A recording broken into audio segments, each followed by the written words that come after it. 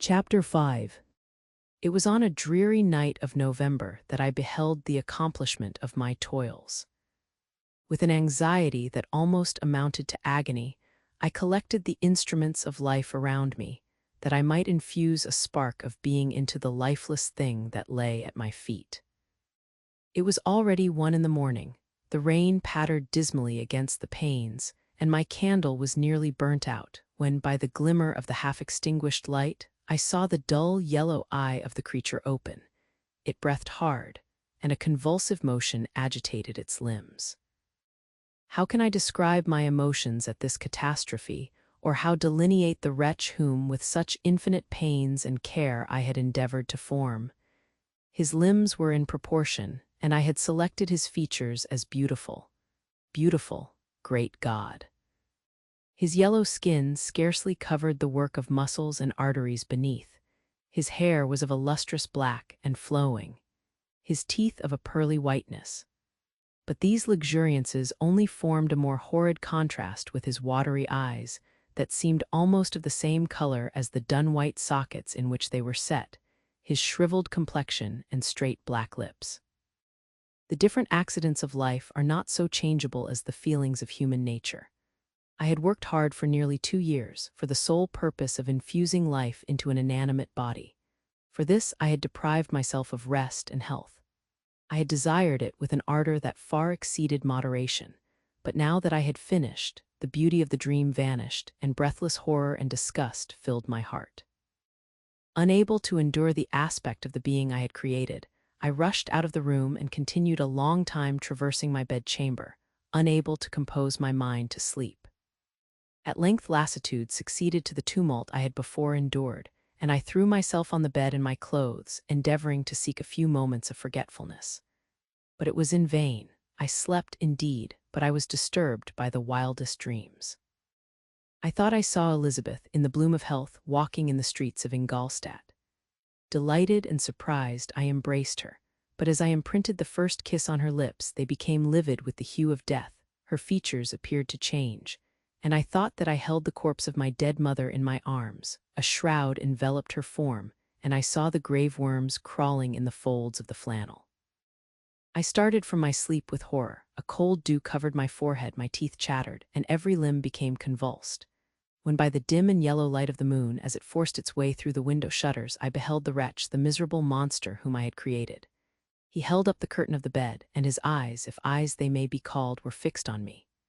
His jaws opened, and he muttered some inarticulate sounds, while a grin wrinkled his cheeks. He might have spoken, but I did not hear. One hand was stretched out, seemingly to detain me, but I escaped and rushed downstairs. I took refuge in the courtyard belonging to the house which I inhabited, where I remained during the rest of the night, walking up and down in the greatest agitation, listening attentively, catching and fearing each sound as if it were to announce the approach of the demoniacal corpse to which I had so miserably given life. Oh, no mortal could support the horror of that countenance. A mummy again endued with animation could not be so hideous as that wretch. I had gazed on him while unfinished. He was ugly then, but when those muscles and joints were rendered capable of motion, it became a thing such as even Dante could not have conceived. I passed the night wretchedly. Sometimes my pulse beat so quickly and hardly that I felt the palpitation of every artery. At others, I nearly sank to the ground through languor and extreme weakness. Mingled with this horror, I felt the bitterness of disappointment. Dreams that had been my food and pleasant rest for so long a space were now become a hell to me. And the change was so rapid, the overthrow so complete. Morning, dismal and wet, at length dawned and discovered to my sleepless and aching eyes the church of Ingolstadt, its white steeple and clock, which indicated the 6th hour.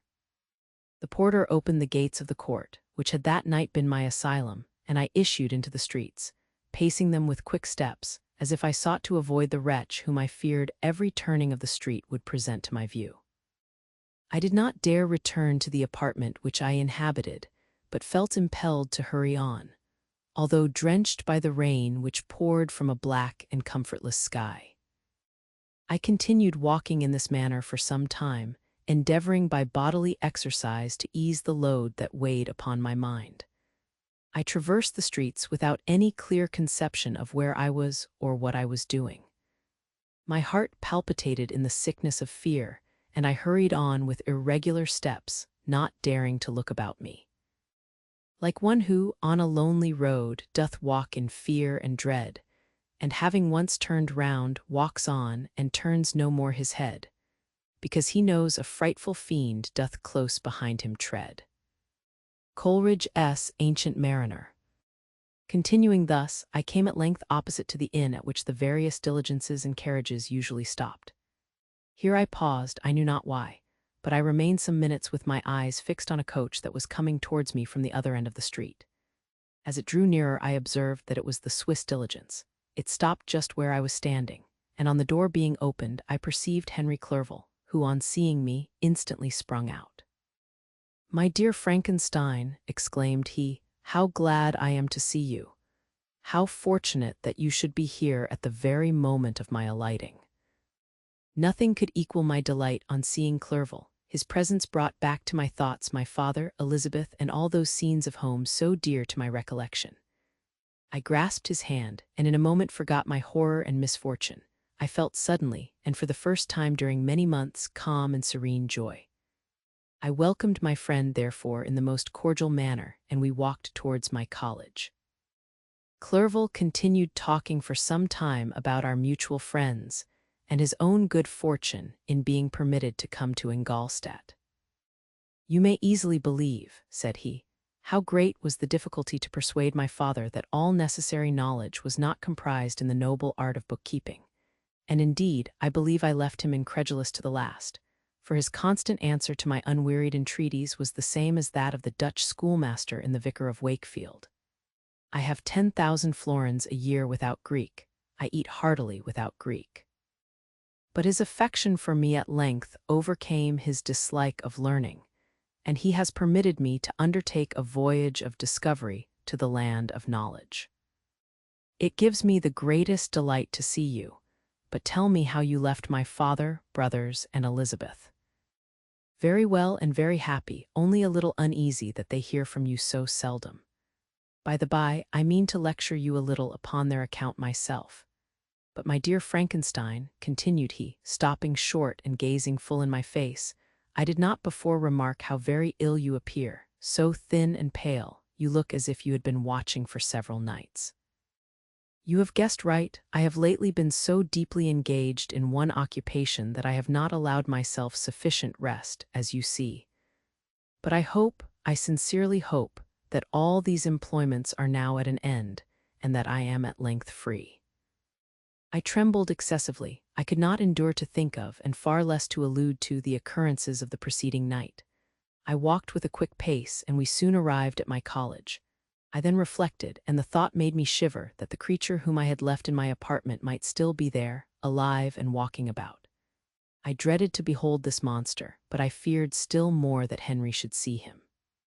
Entreating him, therefore, to remain a few minutes at the bottom of the stairs, I darted up towards my own room. My hand was already on the lock of the door before I recollected myself. I then paused, and a cold shivering came over me.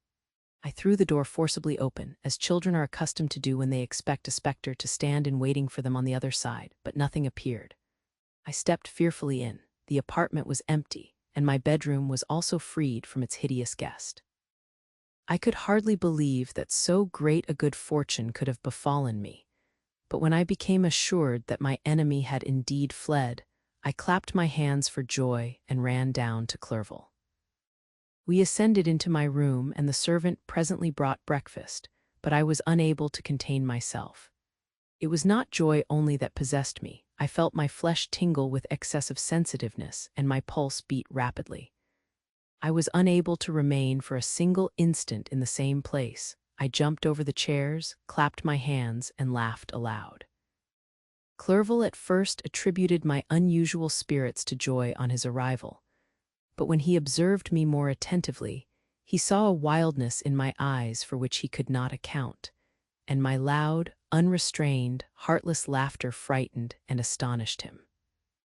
"My dear Victor," cried he, "what, for God's sake, is the matter? Do not laugh in that manner. How ill you are! What is the cause of all this?" "Do not ask me," cried I, putting my hands before my eyes, for I thought I saw the dreaded spectre glide into the room. "He can tell. Oh, save me, save me." I imagined that the monster seized me. I struggled furiously and fell down in a fit. Poor Clerval, what must have been his feelings?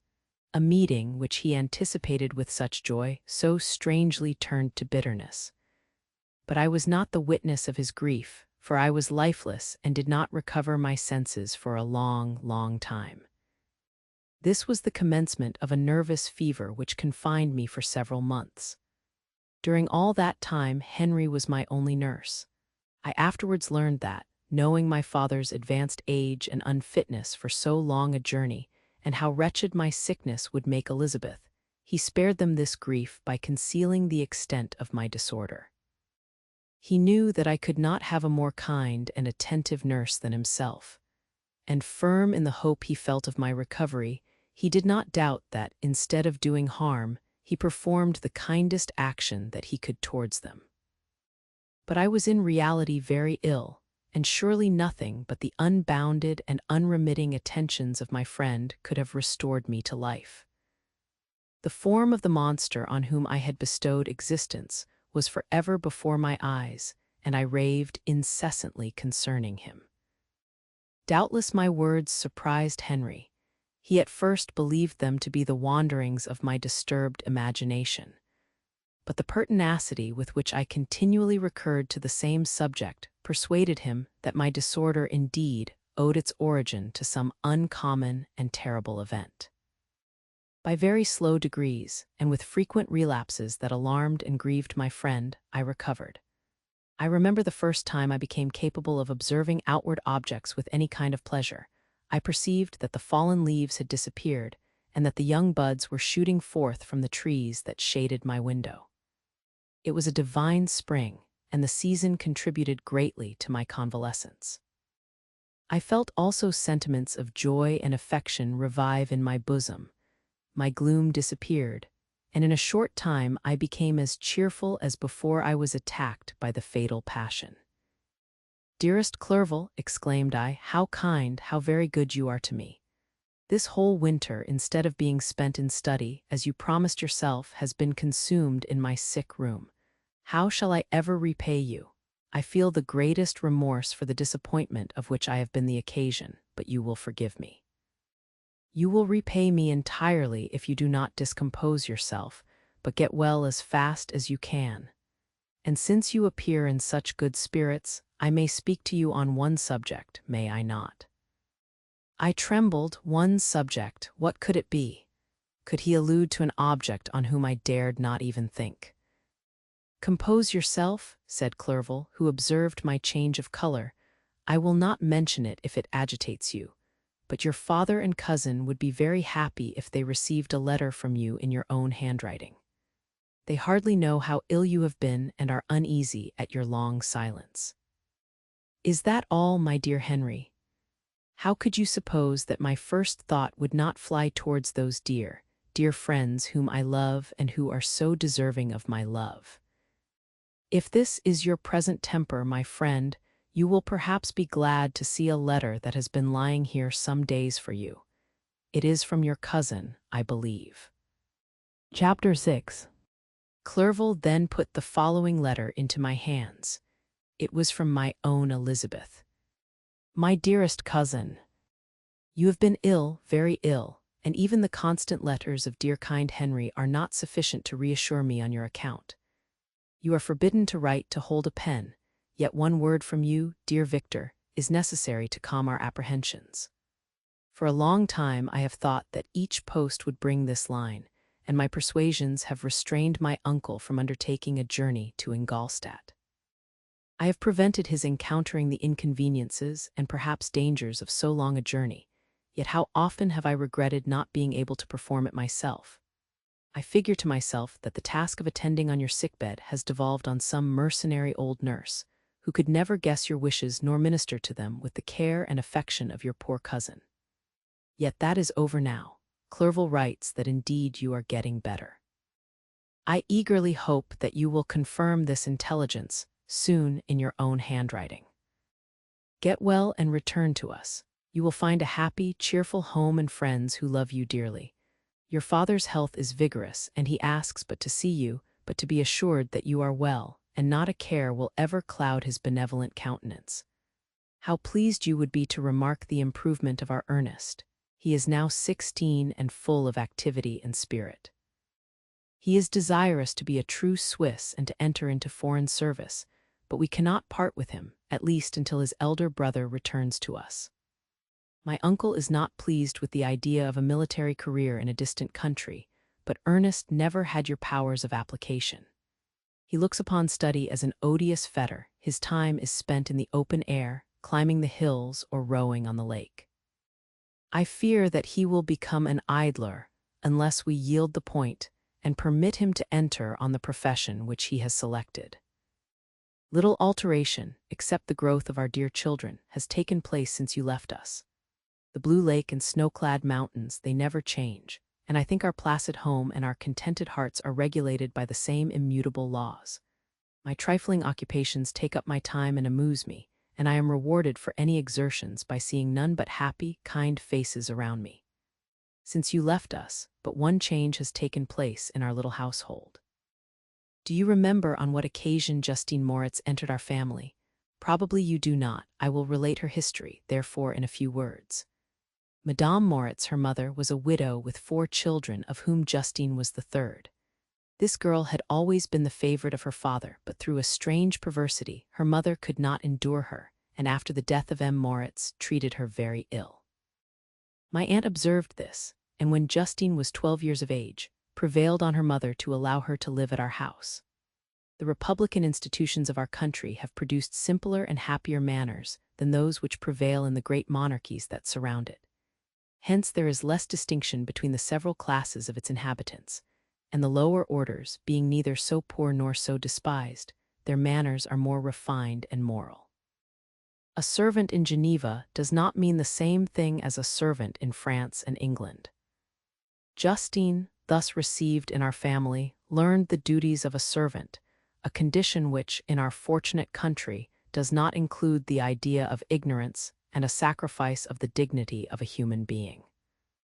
Justine, you may remember, was a great favorite of yours, and I recollect you once remarked that if you were in an ill humor, one glance from Justine could dissipate it, for the same reason that Ariosto gives concerning the beauty of Angelica. She looked so frank-hearted and happy. My aunt conceived a great attachment for her, by which she was induced to give her an education superior to that which she had at first intended. This benefit was fully repaid. Justine was the most grateful little creature in the world. I do not mean that she made any professions. I never heard one pass her lips, but you could see by her eyes that she almost adored her protectress. Although her disposition was gay and in many respects inconsiderate, yet she paid the greatest attention to every gesture of my aunt. She thought her the model of all excellence and endeavored to imitate her phraseology and manners, so that even now she often reminds me of her. When my dearest aunt died, everyone was too much occupied in their own grief to notice poor Justine, who had attended her during her illness with the most anxious affection. Poor Justine was very ill, but other trials were reserved for her.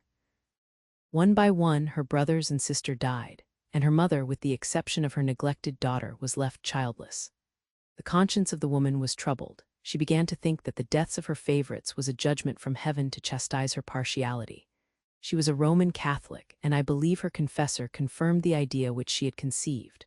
Accordingly, a few months after your departure for Ingolstadt, Justine was called home by her repentant mother. Poor girl! She wept when she quitted our house. She was much altered since the death of my aunt. Grief had given softness and a winning mildness to her manners, which had before been remarkable for vivacity. Nor was her residence at her mother's house of a nature to restore her gaiety.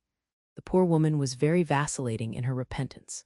She sometimes begged Justine to forgive her unkindness, but much oftener accused her of having caused the deaths of her brothers and sister. Perpetual fretting at length threw Madame Moritz into a decline, which at first increased her irritability, but she is now at peace forever. She died on the first approach of cold weather at the beginning of this last winter. Justine has just returned to us, and I assure you I love her tenderly. She is very clever and gentle and extremely pretty.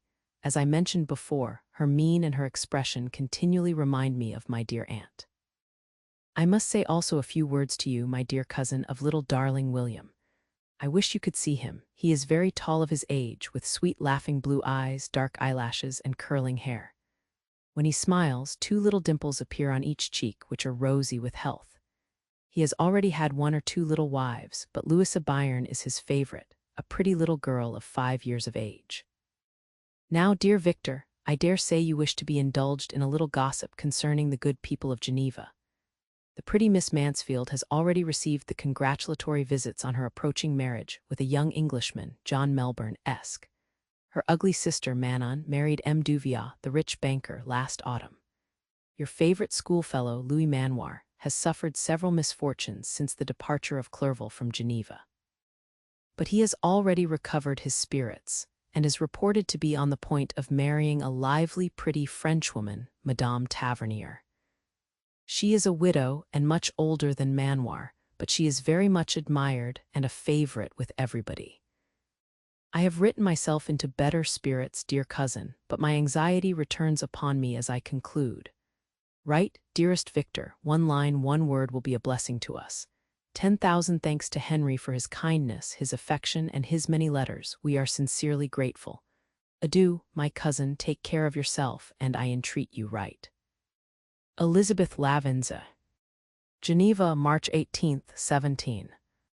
Dear, dear Elizabeth, I exclaimed when I had read her letter, I will write instantly and relieve them from the anxiety they must feel. I wrote, and this exertion greatly fatigued me, but my convalescence had commenced and proceeded regularly. In another fortnight I was able to leave my chamber. One of my first duties on my recovery was to introduce Clerval to the several professors of the university. In doing this, I underwent a kind of rough usage, ill befitting the wounds that my mind had sustained.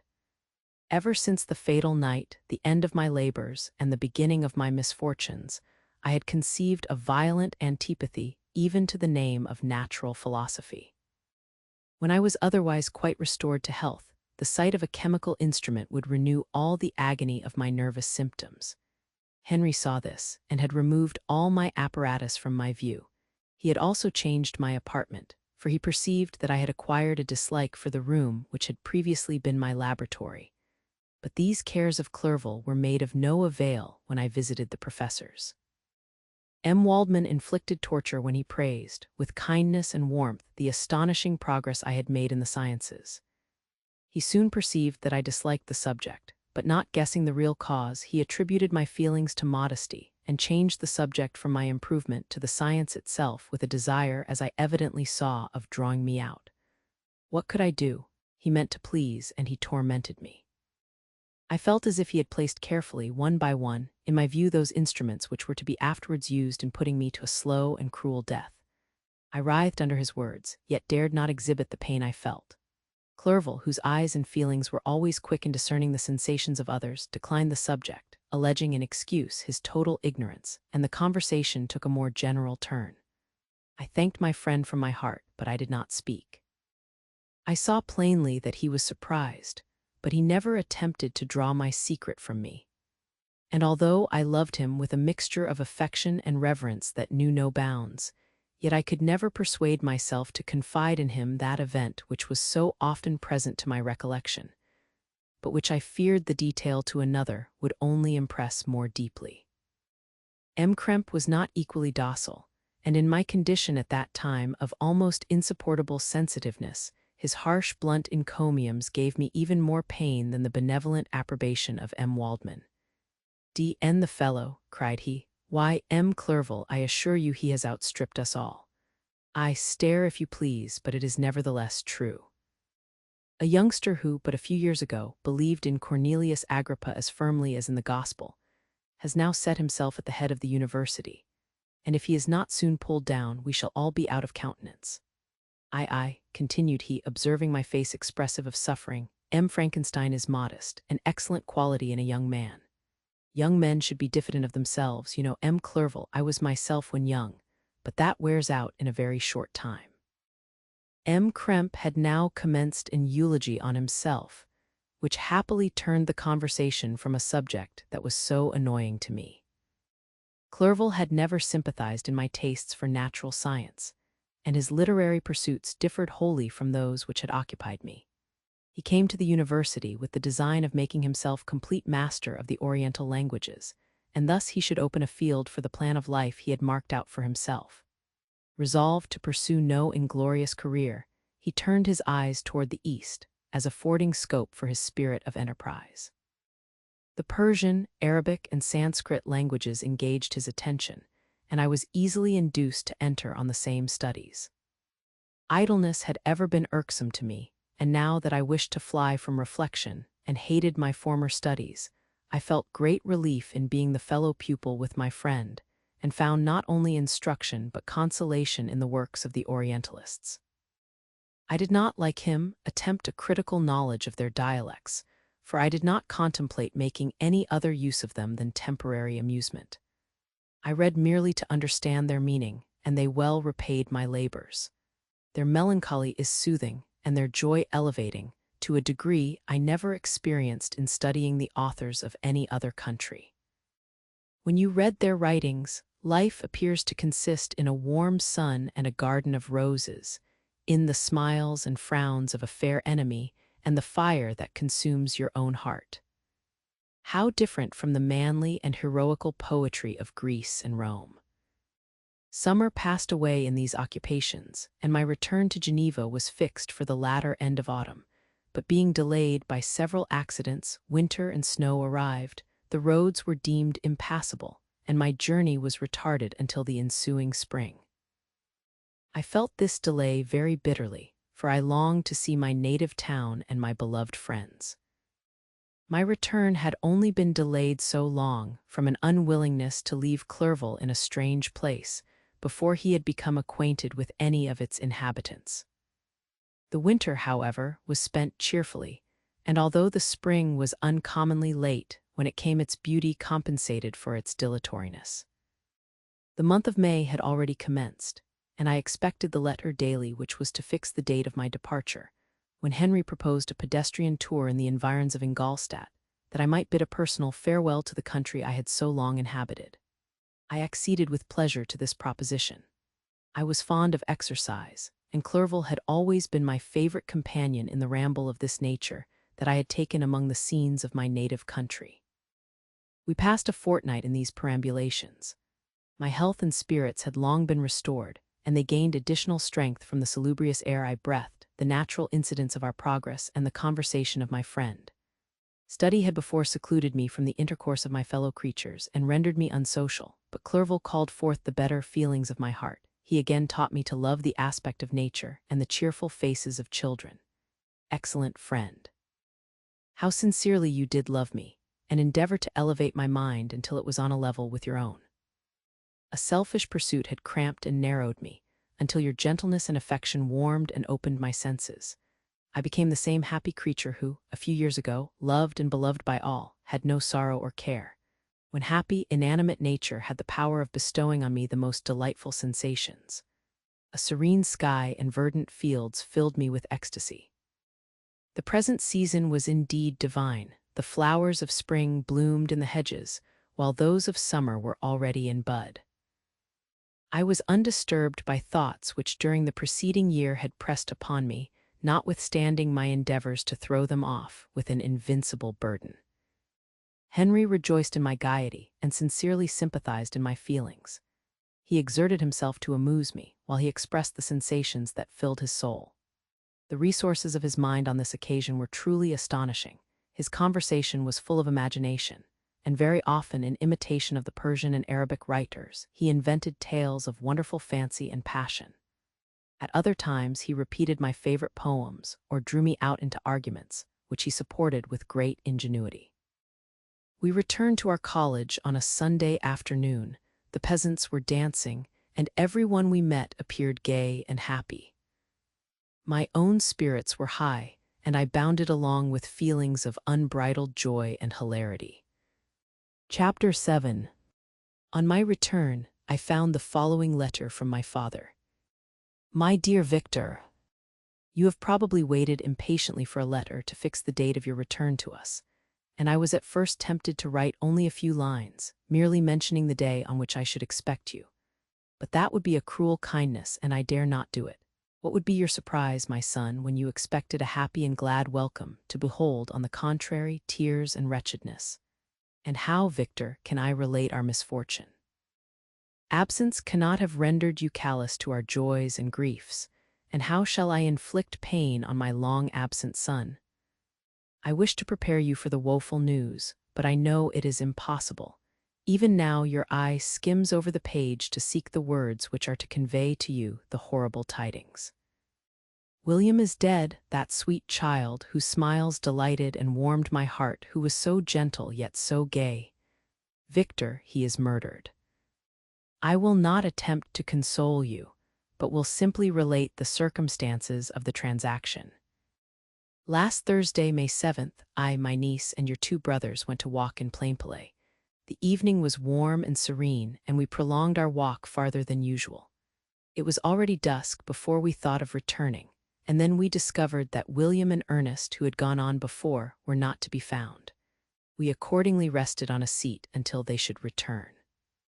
Presently Ernest came and inquired if we had seen his brother.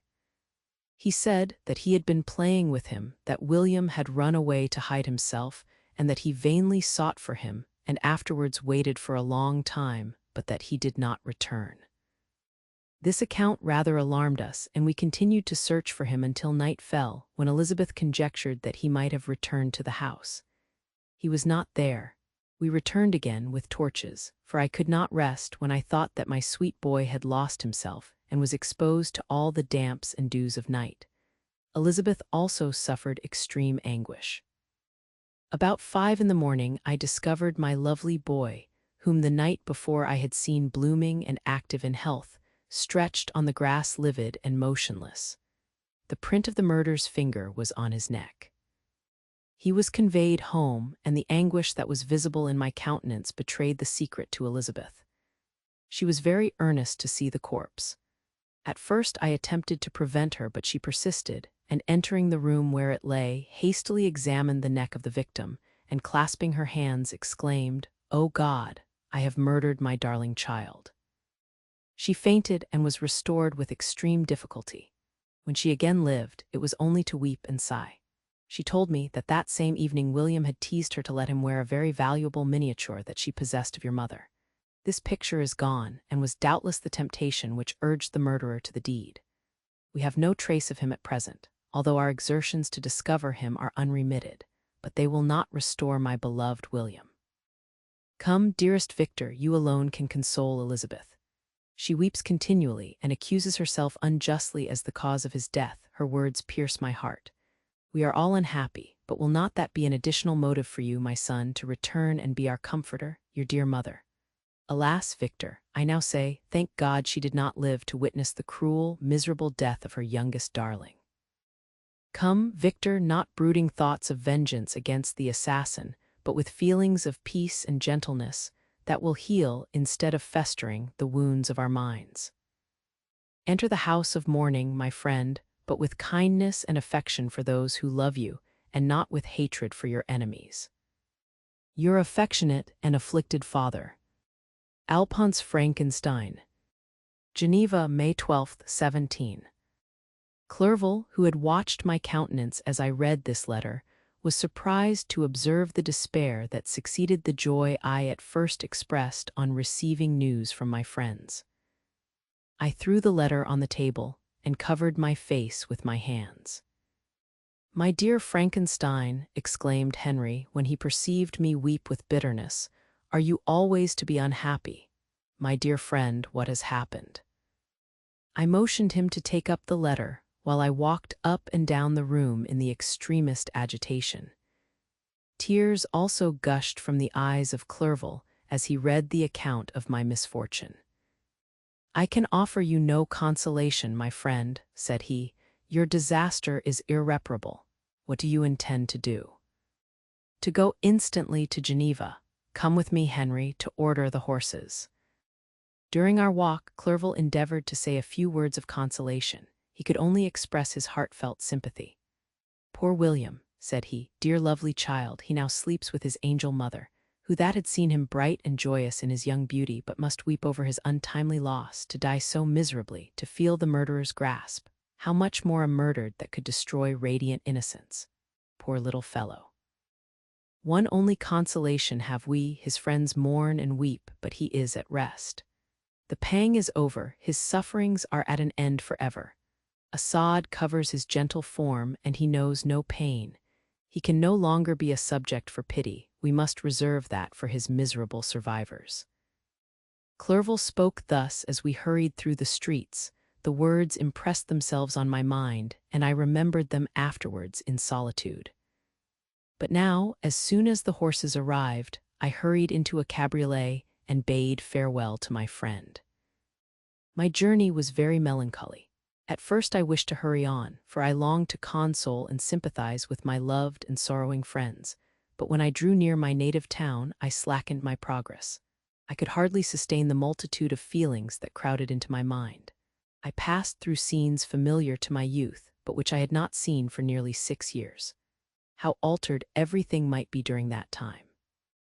One sudden and desolating change had taken place, but 1,000 little circumstances might have by degrees worked other alterations, which, although they were done more tranquilly, might not be the less decisive. Fear overcame me. I dared no advance, dreading 1,000 nameless evils that made me tremble, although I was unable to define them. I remained 2 days at Lausanne in this painful state of mind. I contemplated the lake. The waters were placid, all around was calm, and the snowy mountains, the palaces of nature, were not changed. By degrees the calm and heavenly scene restored me, and I continued my journey towards Geneva. The road ran by the side of the lake, which became narrower as I approached my native town.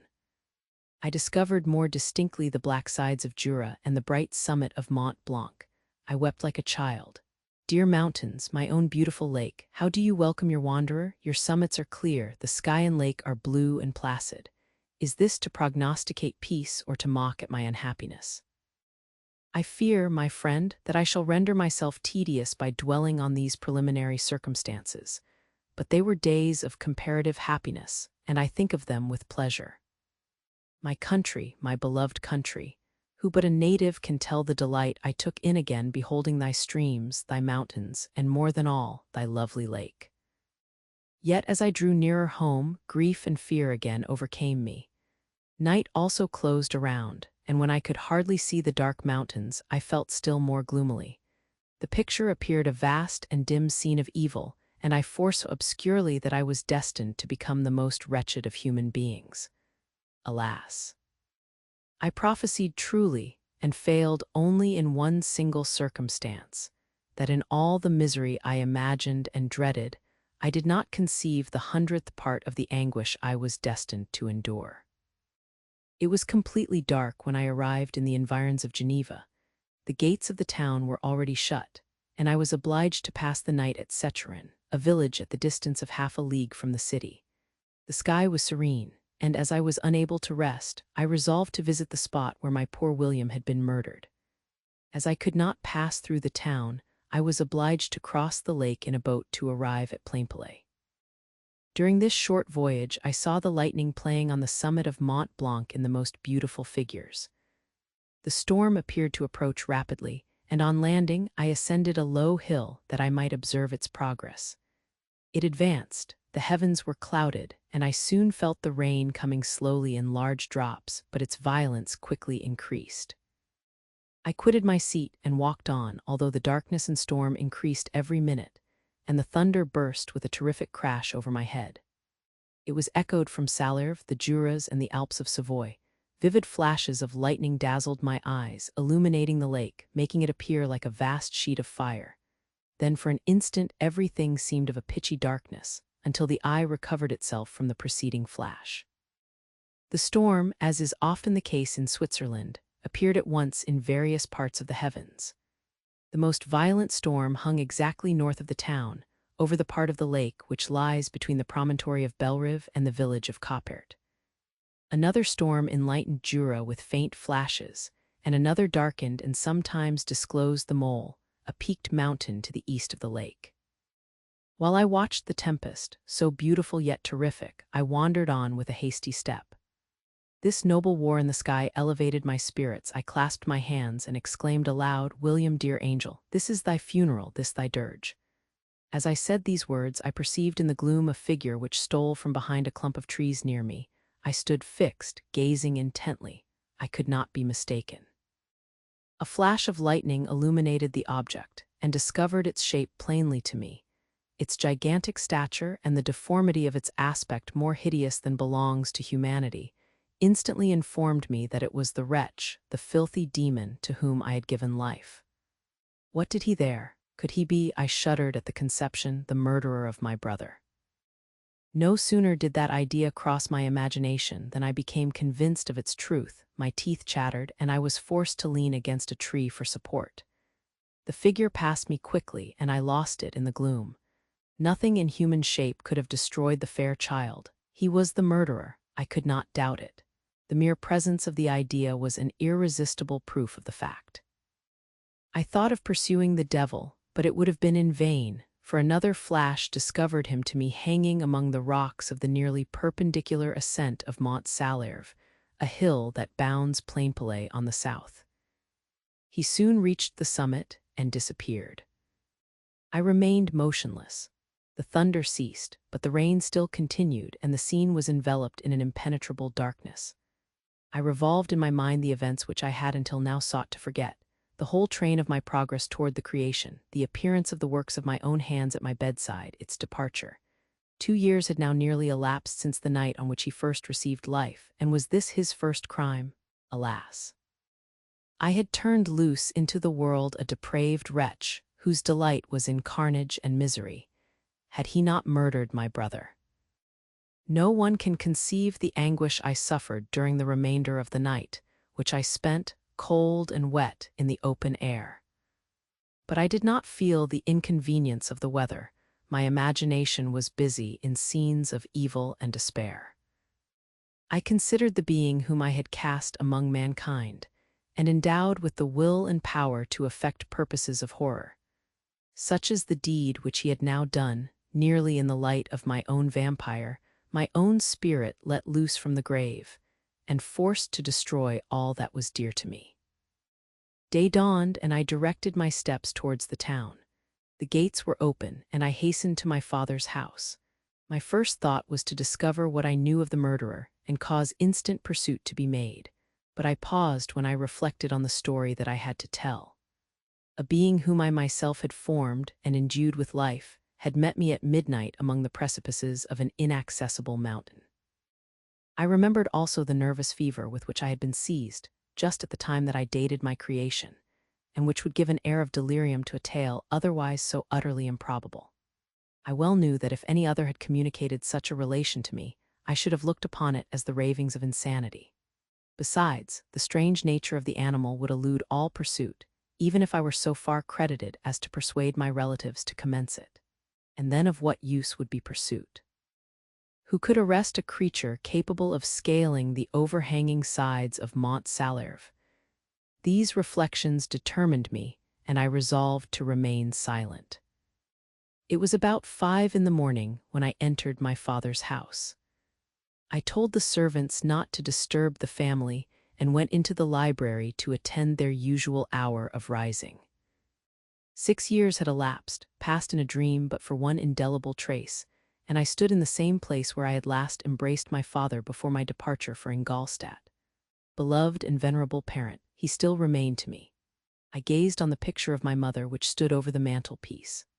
It was an historical subject, painted at my father's desire, and represented Caroline Beaufort in an agony of despair, kneeling by the coffin of her dead father. Her garb was rustic and her cheek pale, but there was an air of dignity and beauty that hardly permitted the sentiment of pity. Below this picture was a miniature of William, and my tears flowed when I looked upon it. While I was thus engaged, Ernest entered. He had heard me arrive and hastened to welcome me. "Welcome, my dearest Victor," said he. "Ah, I wish you had come 3 months ago, and then you would have found us all joyous and delighted. You come to us now to share a misery which nothing can alleviate, Yet your presence will, I hope, revive our father, who seems sinking under his misfortune, and your persuasions will induce poor Elizabeth to cease her vain and tormenting self-accusations. Poor William, he was our darling and our pride. Tears, unrestrained, fell from my brother's eyes. A sense of mortal agony crept over my frame. Before, I had only imagined the wretchedness of my desolated home. The reality came on me as a new, and a not less terrible, disaster. I tried to calm Ernest. I inquired more minutely concerning my father, and here I named my cousin.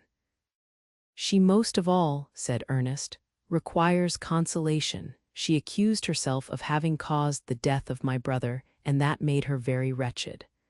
But since the murderer has been discovered— The murderer discovered? Good God, how can that be? Who could attempt to pursue him?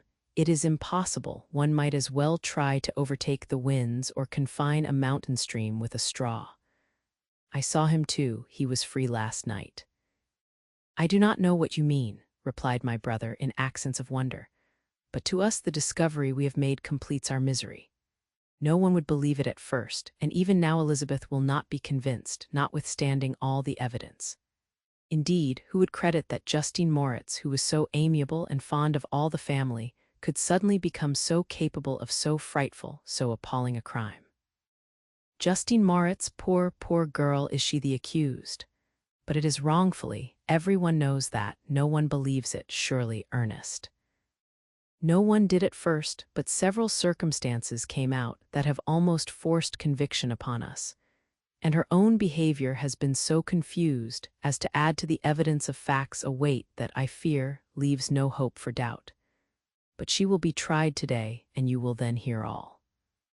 He then related that, the morning on which the murder of poor William had been discovered, Justine had been taken ill and confined to her bed for several days. During this interval, one of the servants, happening to examine the apparel she had worn on the night of the murder, had discovered in her pocket the picture of my mother, which had been judged to be the temptation of the murderer. The servant instantly showed it to one of the others, who, without saying a word to any of the family, went to a magistrate, and, upon their deposition, Justine was apprehended. On being charged with the fact, the poor girl confirmed the suspicion in a great measure by her extreme confusion of manner. This was a strange tale, but it did not shake my faith, and I replied earnestly, "You are all mistaken. I know the murderer. Justine, poor good Justine, is innocent." At that instant my father entered. I saw unhappiness deeply impressed on his countenance, but he endeavored to welcome me cheerfully, and after we had exchanged our mournful greeting, would have introduced some other topic than that of our disaster, had not Ernest exclaimed, "Good God, Papa, Victor says that he knows who was the murderer of poor William." "We do also, unfortunately," replied my father, "for indeed I had rather have been forever ignorant than have discovered so much depravity and ingratitude in one I valued so highly." "My dear father, you are mistaken. Justine is innocent. If she is, God forbid that she should suffer as guilty. She is to be tried today, and I sincerely hope, that she will be acquitted." This speech calmed me. I was firmly convinced in my own mind that Justine, and indeed every human being, was guiltless of this murder. I had no fear, therefore, that any circumstantial evidence could be brought forward strong enough to convict her. My tale was not one to announce publicly. Its astounding horror would be looked upon as madness by the vulgar. Did any one indeed exist, except I, the Creator, who would believe, unless his senses convinced him, in the existence of the living monument of presumption and rash ignorance which I had let loose upon the world? We're soon joined by Elizabeth. Time had altered her since I last beheld her. It had endowed her with loveliness surpassing the beauty of her childish years. There was the same candor, the same vivacity, but it was allied to an expression more full of sensibility and intellect. She welcomed me with the greatest affection. "Your arrival, my dear cousin," said she, "fills me with hope. You perhaps will find some means to justify my poor guiltless Justine. Alas, who is safe if she be convicted of crime? I rely on her innocence as certainly as I do upon my own. Our misfortune is doubly hard to us. We have not only lost that lovely darling boy, but this poor girl, whom I sincerely love, is to be torn away by even a worse fate. If she is condemned, I never shall know joy more. But she will not, I am sure she will not. And then I shall be happy again, even after the sad death of my little William." "She is innocent, my Elizabeth," said I, "and that shall be proved, fear nothing, but let your spirits be cheered by the assurance of her acquittal." "How kind and generous you are! Everyone else believes in her guilt, and that made me wretched, for I knew that it was impossible, and to see everyone else prejudiced in so deadly a manner rendered me hopeless and despairing." She wept. "Dearest niece," said my father, "dry your tears. If she is, as you believe, innocent, rely on the justice of our laws and the activity with which I shall prevent the slightest shadow of partiality." Chapter 8. We passed a few sad hours until 11 o'clock, when the trial was to commence. My father and the rest of the family being obliged to attend as witnesses, I accompanied them to the court. During the whole of this wretched mockery of justice, I suffered living torture. It was to be decided whether the result of my curiosity and lawless devices would cause the death of two of my fellow beings. One a smiling babe full of innocence and joy, the other far more dreadfully murdered, with every aggravation of infamy that could make the murder memorable in horror. Justine also was a girl of merit and possessed qualities which promised to render her life happy. Now all was to be obliterated in an ignominious grave, and I the cause. 1,000 times rather would I have confessed myself guilty of the crime ascribed to Justine. But I was absent when it was committed, and such a declaration would have been considered as the ravings of a madman and would not have exculpated her who suffered through me. The appearance of Justine was calm. She was dressed in mourning, and her countenance, always engaging, was rendered by the solemnity of her feelings exquisitely beautiful. Yet she appeared confident in innocence and did not tremble, although gazed on and execrated by thousands, for all the kindness which her beauty might otherwise have excited was obliterated in the minds of the spectators by the imagination of the enormity she was supposed to have committed. She was tranquil, yet her tranquillity was evidently constrained, and as her confusion had before been adduced as a proof of her guilt, she worked up her mind to an appearance of courage. When she entered the court, she threw her eyes round it and quickly discovered where we were seated. A tear seemed to dim her eye when she saw us, but she quickly recovered herself, and a look of sorrowful affection seemed to attest her utter guiltlessness. The trial began, and after the advocate against her had stated the charge, several witnesses were called. Several strange facts combined against her, which might have staggered anyone who had not such proof of her innocence as I had.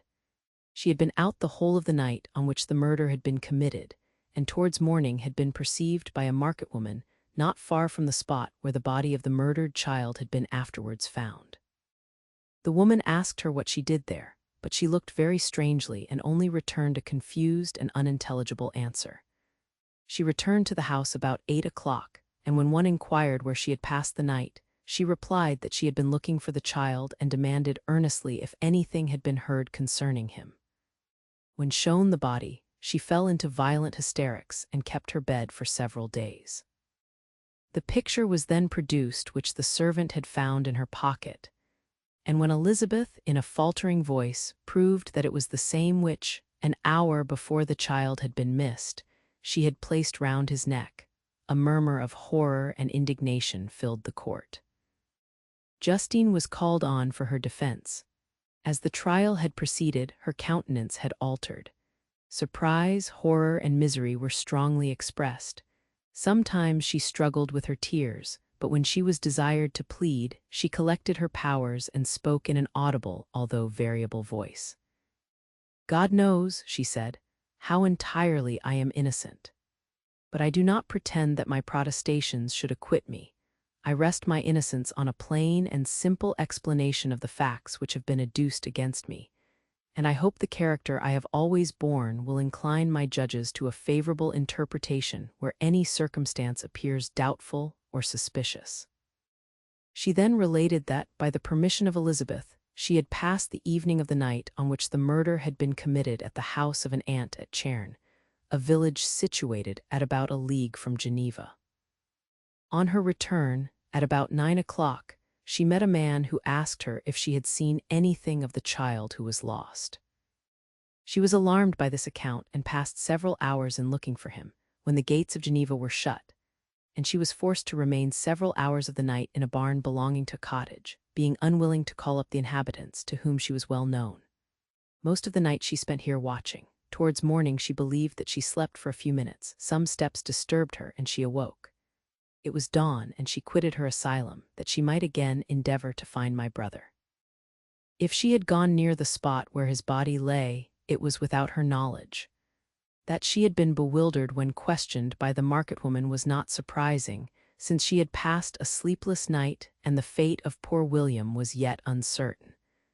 Concerning the picture she could give no account. "I know," continued the unhappy victim, "how heavily and fatally this one circumstance weighs against me, but I have no power of explaining it, and when I have expressed my utter ignorance, I am only left to conjecture concerning the probabilities by which it might have been placed in my pocket. But here also I am checked. I believe that I have no enemy on earth, and none surely would have been so wicked as to destroy me wantonly, did the murderer place it there. I know of no opportunity afforded him for so doing, or, if I had, why should he have stolen the jewel to part with it again so soon? I commit my cause to the justice of my judges, yet I see no room for hope. I beg permission to have a few witnesses examined concerning my character, and if their testimony shall not overweigh my supposed guilt, I must be condemned, although I would pledge my salvation on my innocence." Several witnesses were called who had known her for many years, and they spoke well of her. But fear and hatred of the crime of which they supposed her guilty rendered them timorous and unwilling to come forward. Elizabeth saw even this last resource, her excellent dispositions and irreproachable conduct, about to fail the accused, when, although violently agitated, she desired permission to address the court. "I am," said she, "the cousin of the unhappy child who was murdered, or rather his sister, for I was educated by and have lived with his parents ever since and even long before his birth. It may therefore be judged indecent in me to come forward on this occasion, but when I see a fellow creature about to perish through the cowardice of her pretended friends, I wish to be allowed to speak, that I may say what I know of her character. I am well acquainted with the accused. I have lived in the same house with her, at one time for 5 and at another for nearly 2 years. During all that period she appeared to me the most amiable and benevolent of human creatures. She nursed Madame Frankenstein, my aunt, in her last illness, with the greatest affection and care, and afterwards attended her own mother during a tedious illness, in a manner that excited the admiration of all who knew her, after which she again lived in my uncle's house, where she was beloved by all the family.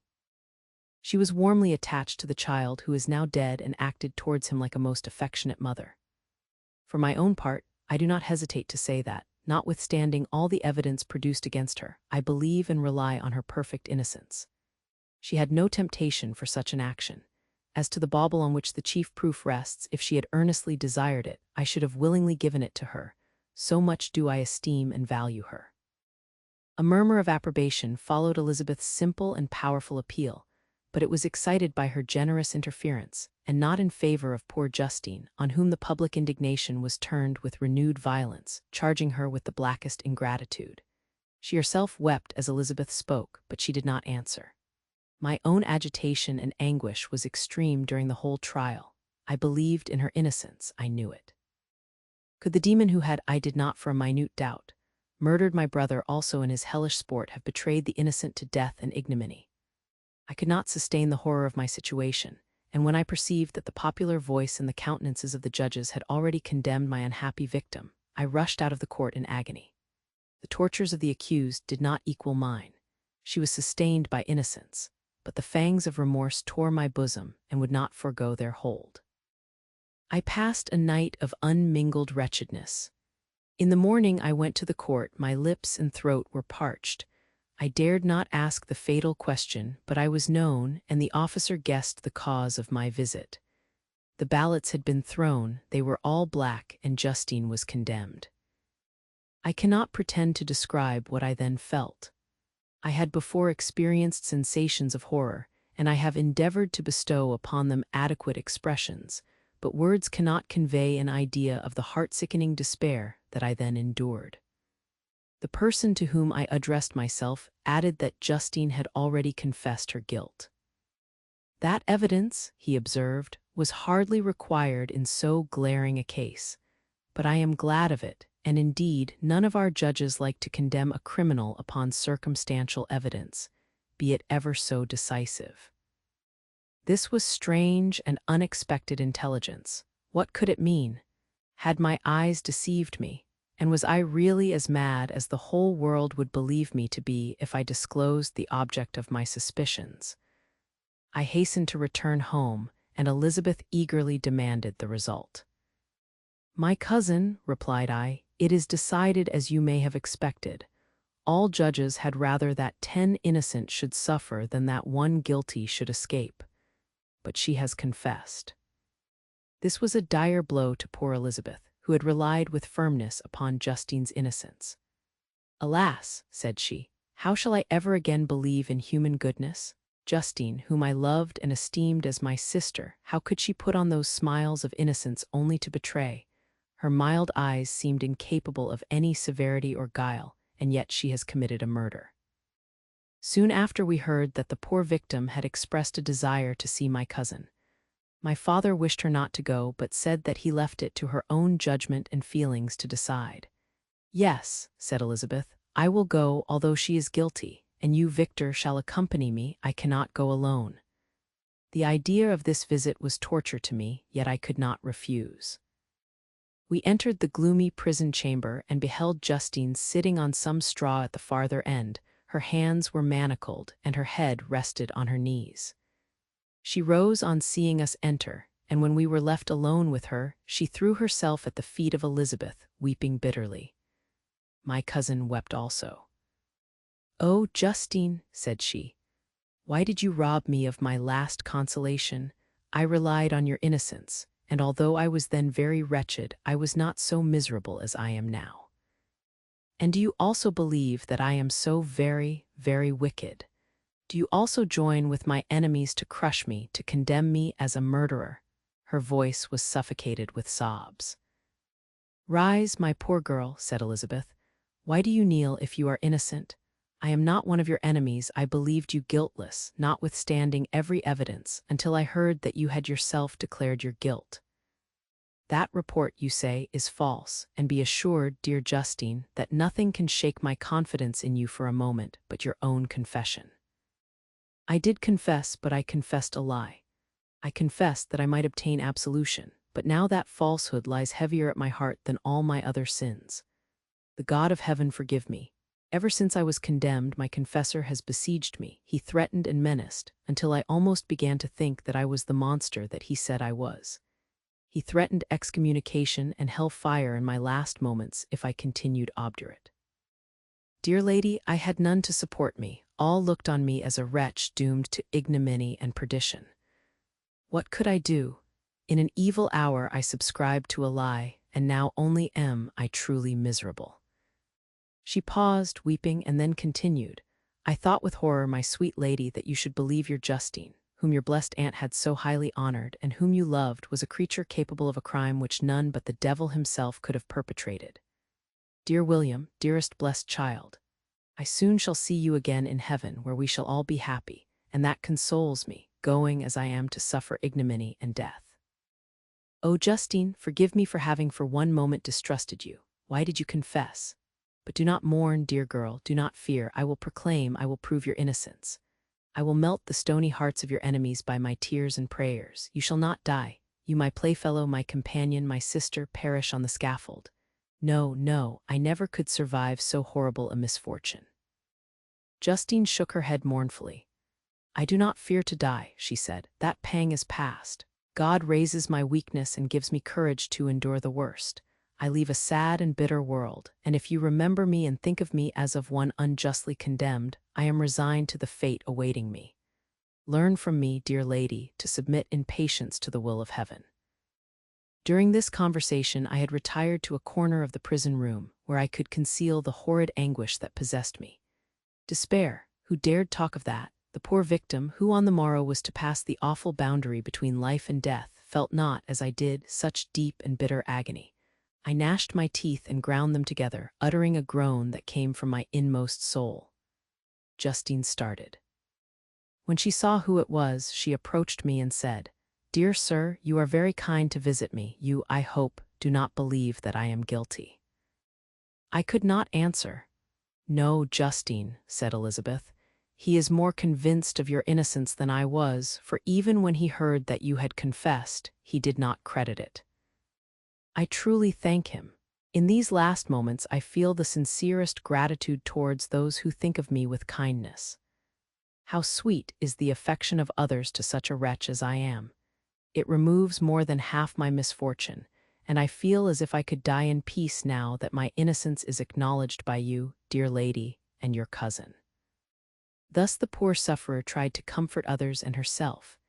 She indeed gained the resignation she desired, but I, the true murderer, felt the never-dying worm alive in my bosom, which allowed of no hope or consolation. Elizabeth also wept and was unhappy, but hers also was the misery of innocence, which, like a cloud that passes over the fair moon, for a while hides but cannot tarnish its brightness. Anguish and despair had penetrated into the core of my heart.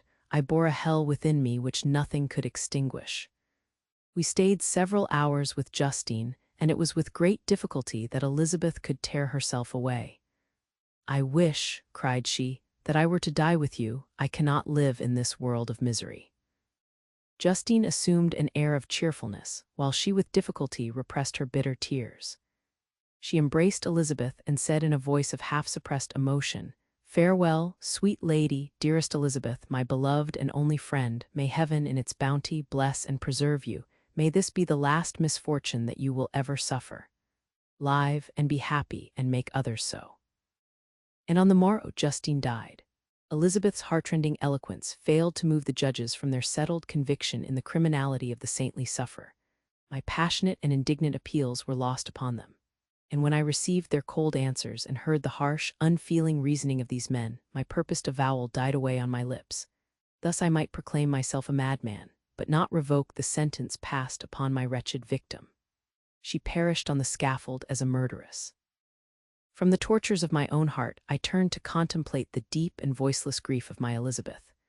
This also was my doing, and my father's woe, and the desolation of that late so smiling home all was the work of my thrice accursed hands. Ye weep, unhappy ones, but these are not your last tears. Again shall you raise the funeral wail, and the sound of your lamentations shall again and again be heard. Frankenstein, your son, your kinsman, your early, much-loved friend, he who would spend each vital drop of blood for your sakes, who has no thought nor sense of joy except as it is mirrored also in your dear countenances, who would fill the air with blessings and spend his life in serving you, he bids you weep, to shed countless tears. Happy beyond his hopes, if thus inexorable fate be satisfied, and if the destruction pause before the peace of the grave have succeeded to your sad torments. Thus spoke my prophetic soul, as, torn by remorse, horror, and despair, I beheld those I loved spend vain sorrow upon the graves of William and Justine, the first hapless victims to my unhallowed arts.